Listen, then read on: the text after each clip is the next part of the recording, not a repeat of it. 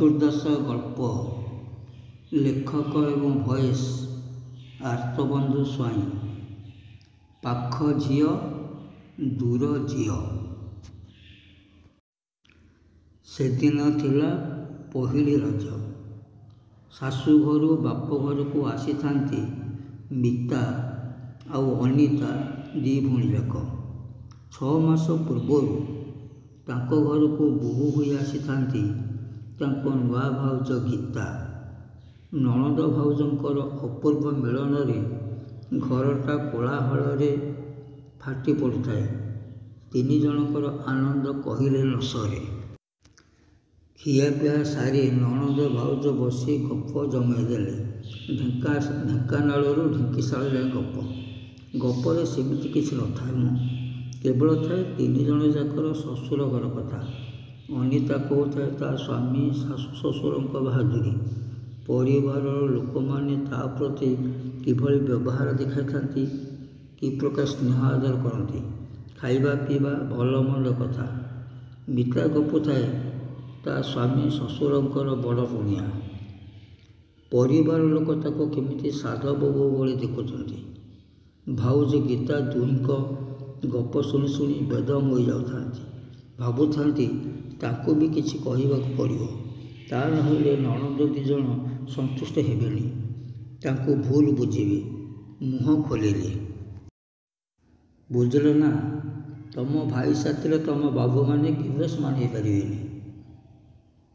ମୋ ଶାଶୁ ଶ୍ୱଶୁର ଦେବତା ଭଳି, ମୋତେ ନିଜ ଝିଅଠାରୁ ବେଶୀ ଆଦର କରନ୍ତି। ଭାଉଜ କଥା ଶୁଣି ମିତା ଓ ଅନିତା ଦୁହେଁ ଠୋ ଠୋ କରି ହସିଲେ। ମିତା କଥାର ମୋଡ଼ ବଦଳେଇ ଦିଏ।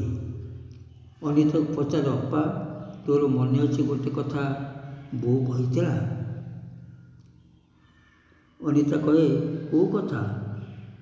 ବୋଉ ଦିନେ କହିଥିଲା ନା, ତମ 2 ଜଣଙ୍କୁ ଗାଁ ପାଖାପାଖି ବାହା କରାଇଦେବି। ଅନିତା ସାଙ୍ଗେ ସାଙ୍ଗେ କହି ପକେଇଲା, ବୋଉ କଥା କ'ଣ ରହିଲା? ତୁ ସିନା ପାଖରେ ବାହା ହେଲୁ, ତୁ ବୋଉର ପାଖ ଝିଅ। ମୁଁ କ'ଣ ପାଖରେ ବାହା ହେଇପାରିଲି? ମୁଁ ପରା ବୋଉର ଦୂର ଝିଅ। ତୁ ଚାହିଁଲେ ସବୁଦିନ ଘରକୁ ଆସିପାରିବୁ। ଶାଶୁଘର ଆଉ ବାପଘର ତୋ ପାଇଁ ସମାନ ଲାଗୁଥିବ। ବାପା ବୋଉ ଭାଇଙ୍କର ସାହସରେ ତୁ ଶାଶୁ ଘରେ ଖୁସିରେ ଥିବୁ, ମୁଁ କିନ୍ତୁ ସେଥିରୁ ବଞ୍ଚିତ। ମିତା ନୀରବିଗଲା। କାରଣ ଅଧିକାଂଶ ସମୟ ମିତା ବାପଘରକୁ ଆସିବା ଦ୍ୱାରା ତା'ର ଶାଶୁ ଘରେ ଅଶାନ୍ତି। ତା ଉପରେ ସମସ୍ତେ ସବୁବେଳେ କ୍ଷୁବ୍ଧ। ନିଜ ସ୍ୱାମୀ ମଧ୍ୟ ମନା କଲେ ସେ ମାନିବାକୁ ପ୍ରସ୍ତୁତ ନୁହେଁ। ଝିଅକୁ ମନା କରିବାକୁ ବାପା ବୋଉ ମଧ୍ୟ ଇଚ୍ଛା କରନ୍ତି ନାହିଁ। ସମୟ ଆସେ ତାକୁ ନେଇ ଭାଇ ଭାଉଜ ଅଶାନ୍ତି ଭୋଗ କରନ୍ତି। ବାପଘରେ ଛୋଟ ଛୋଟ ଝଡ଼ ସୃଷ୍ଟି ହୁଏ, ଯାହାର କାରଣ ମିତା।